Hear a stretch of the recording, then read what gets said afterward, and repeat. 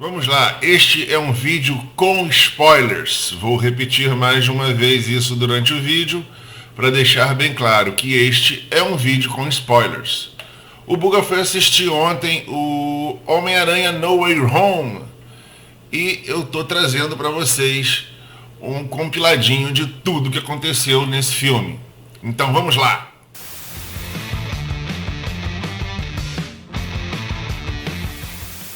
Bom dia, boa tarde, boa noite. Eu sou Aníbal e você está no Mocó do Buga. Amigos, vamos dar um like no comecinho, nos inscrever no canal e nos encontrar em nossas redes sociais, @no Mocó do Buga. É como eu falei, o Buga foi ontem assistir o filme do Homem-Aranha No Way Home e, cara, já na entrada você vê a empolgação da galera e o frenesi que esse filme tá realmente conseguindo causar nas pessoas. E aí o Buga tem uma ressalvazinha rápida pra gente fazer antes da gente ir direto lá no assunto do filme. O Buga acertou, como no outro vídeo que eu fiz do Ghostbusters, o Buga acertou quase tudo que eu disse. Minhas especulações costumam ir em cima do que vai realmente acontecer. Modéstia à parte, eu tenho acertado. Tudo que a gente viu de internet aqui no canal, que o Buga falou, é a Vera. Gente, era a Vera mesmo. Foto dos três caras, dos três aranhas olhando para o mesmo lado. A foto dos uniformes, que eu falei que era improvável ser. Essa eu errei, era realmente o uniforme deles. As cenas que eu falei para vocês que vocês podiam buscar na internet, que eu não ia colocar no vídeo, elas eram reais, como eu imaginei que fosse. E quase tudo que a gente queria que acontecesse nesse filme, de fato acontece, se confirma. Então vamos lá, gente. Eu vou narrar os fatos do filme. Talvez um pouco de maneira muito séria, muito falada assim rapidamente, porque eu não quero estragar a experiência de vocês, apesar desse ser um vídeo com spoilers. O que eu vou fazer?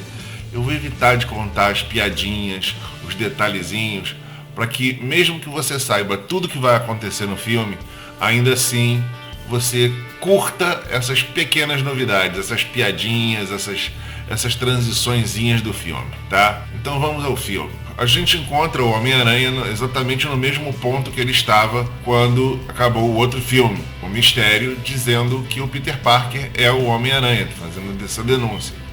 E aí você tem uma rachadura no público. Muitas pessoas adoram saber quem é o seu herói e uma grande parte das pessoas acredita que ele é um assassino, passa a acreditar nessa questão e acha que o Mistério teria sido o melhor herói de todos, o Mistério estava certo, salve o Mistério. Então a gente tem as cenas nas quais Peter começa a passar por todas as dificuldades em relação às pessoas que ele ama e às dele mesmo, por conta de todo mundo saber quem ele é. É claro que as pessoas que detestam ele agora começam a perseguir ele, tornando a vida dele muito mais difícil, e ele vai ter que se esclarecer na polícia, acho que pra Polícia Federal, né? E então ele entra numa de que ele vai precisar do advogado, e aí ele vai ter uma conversa depois de liberado na casa dele com o seu advogado. E sim, meus amigos, o advogado dele é o Matt Murdock. E sim, o Matt Murdock é o Charlie Cox. É uma cena muito legal. É uma cena que, apesar do momento tenso do filme, ela ainda assim mantém a sua graça, a sua diversão ali. É bem bacana. Então ele, falando com os amigos dele, chega à conclusão de que eles têm que ir para outro lugar fora de Nova York, onde ele seja menos famoso, menos reconhecido, e eles decidem fazer a faculdade do MIT em Washington. Para isso, eles têm que concorrer e eles têm que passar, né? Eles têm que ser chamados pelo MIT. E, para decepção deles, nenhum dos três é chamado para o MIT. Muito decepcionado, ele decide procurar o Doutor Estranho, pedindo um feitiço para que as pessoas não lembrem mais que o Peter Parker é o Homem-Aranha, porque o que prejudicou eles foi que o MIT não queria se envolver com pessoas sendo sob investigação, né? É claro que na hora do feitiço, como a gente já viu no trailer, ele começa a pedir para inserir um monte de exceções de pessoas que vão esquecer, minha namorada, meu amigo, minha tia. E durante essas interferências, ele acaba fazendo que o Doutor Estranho falhe no feitiço e abra essas brechas de onde vão vir os vilões. Nada que a gente não tivesse esperando depois de tanto spoiler que a gente tomou antes de ver o filme. Mas a maneira com a qual esses vilões vão se comportar durante o filme é que eu achei surpreendente. Porque eles não entram atacando de sola, como a gente imaginou que poderia ser. O primeiro encontro dele é com o Dr. Octopus, que, como a gente também viu no trailer, na hora que percebe que aquele Peter não é o Peter dele, ele para de atacar. Não interessa se aquilo é um Homem-Aranha ou não é um Homem-Aranha, então ele para de atacar. A questão da nanotecnologia que a gente estava especulando aí, falando, ele vai roubar a nanotecnologia do Stark para os tentáculos dele, gente, foi justamente o contrário. A nanotecnologia se apossa dos tentáculos do Dr. Octopus, dando ao Peter o hilário controle sobre o próprio Dr. Octopus, que vira um fantoche na mão dele. É o primeiro vilão que ele consegue prender. Conversando com o Doutor Estranho para entender o que está acontecendo, ele entende que esses vilões estão vindo atrás dele por saber quem ele é de outras realidades. Então o Doutor Estranho fala para o Peter que ele vai ter que prender esses vilões para que eles possam ser mandados de volta para suas casas, suas realidades. E aí o problema estaria sanado.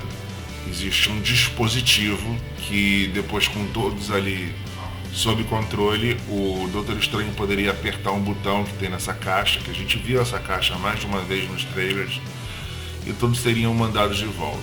E o que acontece é que antes que eles encontrem o Norman tem ele esconde o Glide, e ele tem uma dessas conversas mentais que ele tem com o Duende, e ele fala, não, você não vai me controlar. E é no momento que ele quebra o capacete de Duende, que não é uma máscara, é um capacete, né? Ele quebra aquele capacete do Duende, e o Duende até ri da cara dele, como se fosse inevitável que ele tivesse uma virada de novo e o Duende assumisse o corpo mais uma vez. O Norman vai encontrar com a tia May e ele pede ajuda a ela, porque ele está completamente perdido, sem saber direito onde ele está, o que aconteceu, as lembranças dele estão confusas. Ele sabe que de vez em quando ele tem apagões, que um monte de coisa ruim acontece, que ele volta a ser o Norman e as tragédias já aconteceram. A tia May conversa com o Peter sobre isso, falando que esses vilões têm que ser ajudados. Isso no mesmo momento em que o Peter se dá conta de que todos esses vilões, quando voltam para os seus universos, de alguma maneira, eles vão morrer na mão do Homem-Aranha. Mesmo que não fosse a intenção do Homem-Aranha matá-los, eles acabam mortos no fim da história. E o Peter não quer isso. Na hora que os vilões já estão todos lá reunidos, presos, para serem mandados de volta para as suas realidades, o Doutor Estranho vai apertar o botãozinho lá da caixa para mandar a galera de volta. O Peter começa a argumentar com ele que não, que a gente tem que fazer alguma coisa, que a gente não pode mandar eles de volta para que eles morram nos mundos dele. E o Doutor Estranho fala, é o destino deles, não tem jeito, você não pode mudar isso, eles vão de fato morrer, não tem como outra coisa. Isso eles estão conversando na frente dos vilões que estão ali presos. Os vilões estão no nome de, olha, a gente não está muito afim de morrer não, é uma alternativa aí pra gente.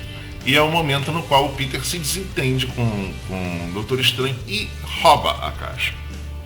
Cenas maravilhosas deles lutando naquele mundo espelhado, até que o Peter tem a brilhante ideia de tirar a chave da mão do Doutor Estranho e prender ele no mundo espelhado. Ele consegue prender o Doutor Estranho no mundo espelhado e foge com a caixa. Ele não quer permitir que esses vilões morram. Então ele tem uma conversa com esses vilões, que vai tentar curá-los. Eles meio que topam, afinal a outra alternativa é morrer. E aí eles vão passivamente junto com o Peter para casa, onde o Peter vai tentar desenvolver curas para cada um. São vários experimentos para vilões diferentes. A primeira coisa que ele faz é restabelecer o chip de controle dos tentáculos do Dr. Octopus. Ele volta ao normal e reconhece inclusive o colega dele de trabalho, Norman Osborn, que tá lá também como Osborn no controle do corpo dele. O Electro se mostra o tempo todo meio tentado a continuar com seus poderes, a dar um jeito de conseguir ficar com seus poderes. Quando ele chega na casa do Peter e ele olha um reator Arc, ele fica maluco pelo reator Arc, porque forneceria energia para ele ad eterno. E o Homem-Aranha, assim como o Lagarto, eles estão meio naquela de, se tiver um jeitinho a gente não vai hesitar. Bem, o jeitinho acontece porque antes que o Peter consiga fazer realmente um gás seria um antigás do Duende, né? O Duende toma o controle do corpo do Norman e convence a galera a espocar a Silibina, ou seja, tem uma luta, tem uma batalha, os vilões se esvaem, né, cada um por um lado, e inclusive o próprio Dr. Octopus, que apesar de curado, vê a confusão e também debanda, o prédio começa a cair. Nessa luta a gente tem a morte da Tia May.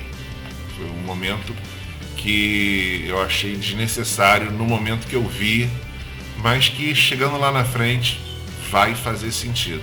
É uma cena muito triste. Esse filme tem seus momentos realmente obscuros e o Peter, com a chegada da polícia, é obrigado a deixar o corpo da Tia May e fugir. A partir daí ninguém mais sabe para onde o Peter foi. O Ned e a MJ estão na casa do Ned, preocupados, e neste momento o Ned tinha ficado com a chave dos portais do Doutor Estranho. O Peter pediu para ele tomar conta. Ele imita o gesto ali do portal, se pelo menos a gente soubesse, na hora que ele faz um movimento ali qualquer, ele já começa de cara a fazer uma faísquinha, e aí ele, puxa, você viu isso, ele tenta com um pouquinho mais de afinco, ele abre um portal para o lugar onde está o Peter Parker, e é nesse momento que Peter Parker errado, ele abre um portal para o lugar onde estava o Peter Parker do Andrew Garfield. Cara, a cena da chegada do Andrew Garfield no filme não dá para narrar, entendeu? É muito bacana. Ele tentando convencer os dois que ele também é o Peter Parker, que ele também tem poderes, que ele não é malvado, que ele não é mais um problema. E aí o Ned fala, então, já que deu certo, eu agora vou me concentrar e vou abrir um portal para encontrar o Peter. E aí se concentra e... Bem, vocês já devem imaginar que esse segundo portal traz o Tobey Maguire para o filme também. Mais um monte de explicações sobre ele também ser o Peter Parker, mais um monte de explicações sobre ele ele ter os mesmos poderes. Ficou faltando a ceninha na qual os aranhas apontam um pro outro, senti muita falta disso, isso não vai rolar no filme. Mas é uma cena bastante divertida do encontro desses dois aranhas. Em seguida eles param para imaginar aonde o Peter dessa realidade, né, o Peter da MJ e do Ned estaria. E aí eles comentam, olha, eu costumava ir pra cima do edifício Chrysler, eu costumava ir pra cima do Empire State.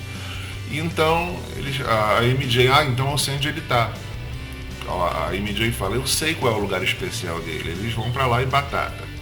Gente, mais uma cena na qual os dois, o Peter se mostra muito revoltado, com um desejo de matar o Duende, que foi responsável pela morte da Tia May.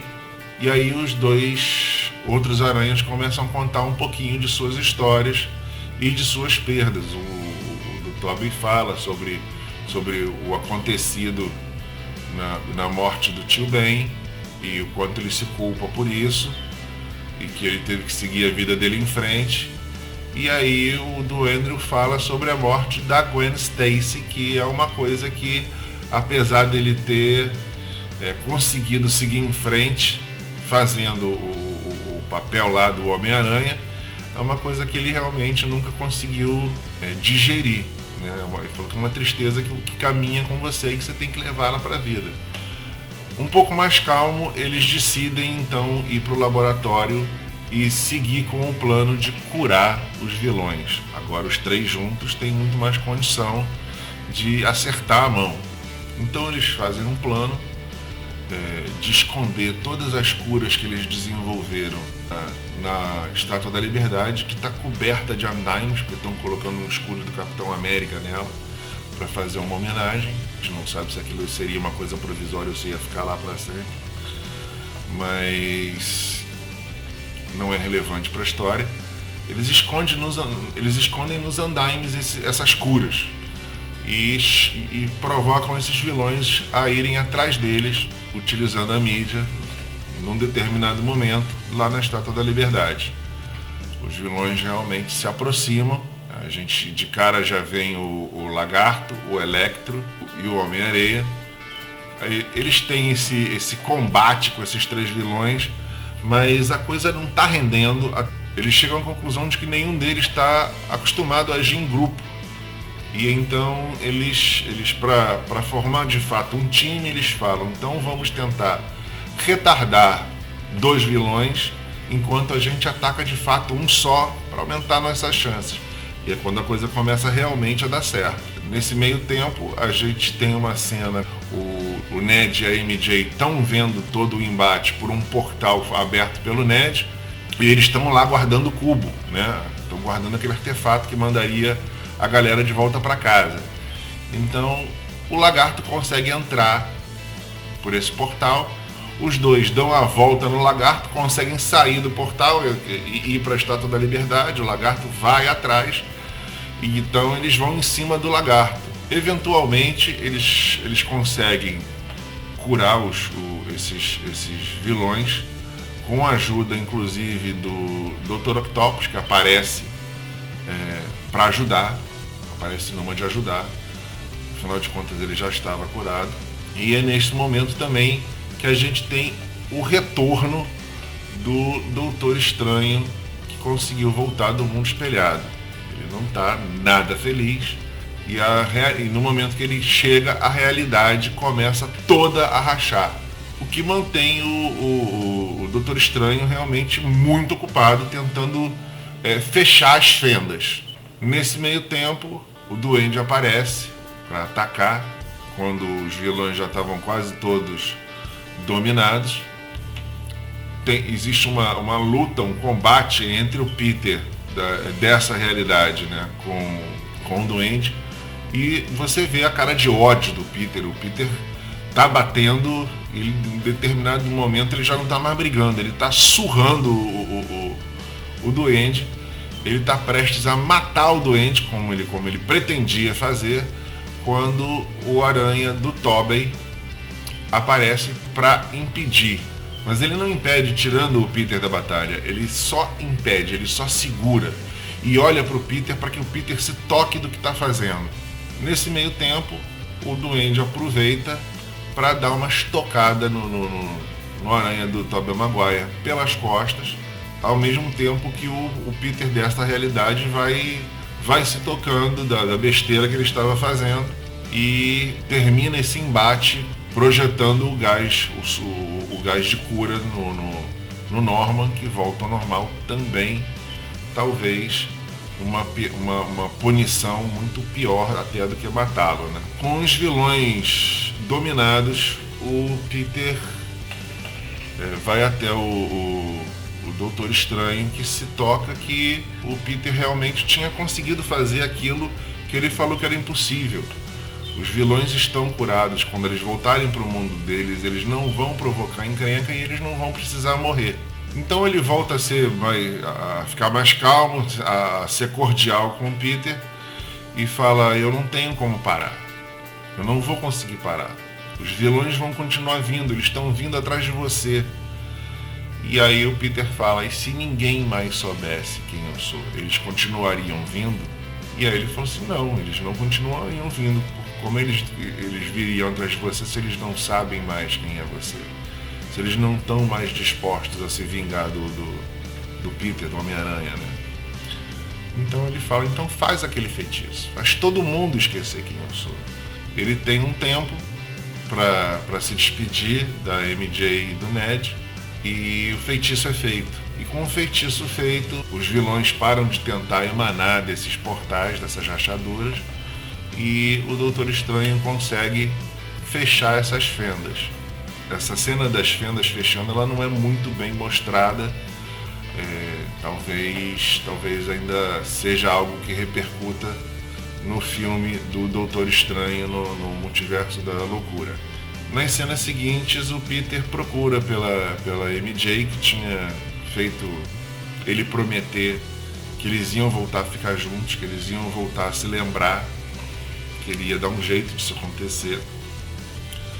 Mas num primeiro momento ele não consegue, ele só olha para os amigos, vê que eles estão bem, apesar de não se lembrar dele, e se afasta.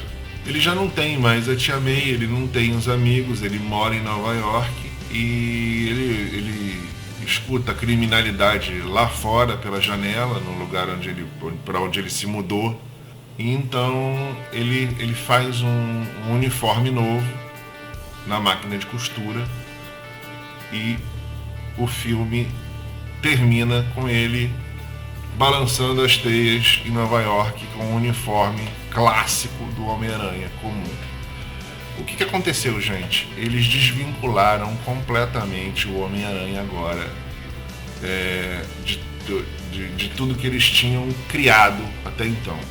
Eles tornaram o Homem-Aranha do Tom Holland no Homem-Aranha clássico. Ele não tem mais a armadura do Aranha de Ferro, coisas tecnológicas. Ele agora vai ser o herói que ele deveria ter sido se tivesse sido introduzido da maneira clássica no universo do MCU. É um herói que usa os seus próprios recursos para combater os vilões. Ele agora está livre para todas essas possibilidades. É claro que a gente já sabe que foram assinados mais 3 filmes e a gente vai ver ele aí recobrando a amizade com o Ned e com a MJ. Mas agora nós temos de volta o Homem-Aranha clássico, né? O Homem-Aranha como a gente conhece, isso dentro do MCU. E a Sony também tem a sua brecha aí, se ela quiser voltar com esses outros aranhas, ela tem condição de voltar com essas franquias. Seria, eu acho, até bastante interessante. Pula pro primeira cena de pós-crédito, na que a gente vê o Tom Hardy, né?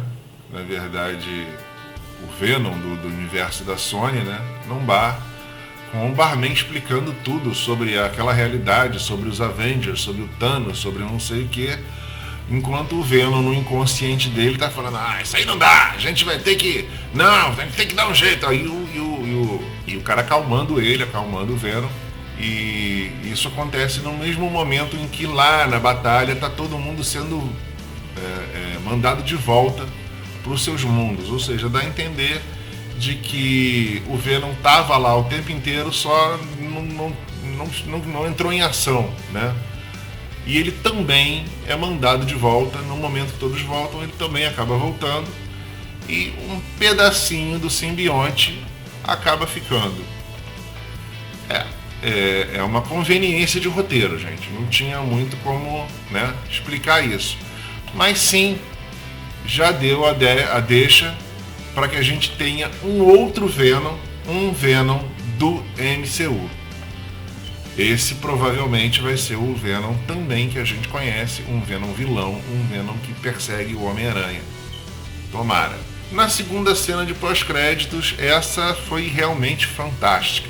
Porque não é uma cena de pós-créditos, gente. É um trailer do Multiverso da Loucura, no qual a gente vê o Doutor Estranho se aproximando da Wanda Maximoff para pedir ajuda com questões do multiverso. Já sabemos que Wanda, a princípio, não será uma vilã como muitos estavam especulando. Quem aparece também nesse trailer é a versão maligna do Doutor Estranho. A gente não sabe se é a mesma versão maligna que nós vemos em Orif, mas ainda assim é uma versão maligna que ele vai ter que enfrentar dele mesmo nesse filme, mas que eu acredito não seja o grande vilão do Multiverso da Loucura, porque quem mais aparece nesse trailer é o nosso colega Shuma Gorath. Todo mundo estava especulando, e sim, ele está lá, ele aparece muito rapidamente no trailer, e diga-se de passagem, como tudo que a Marvel vem fazendo, ele aparece muito bem feito.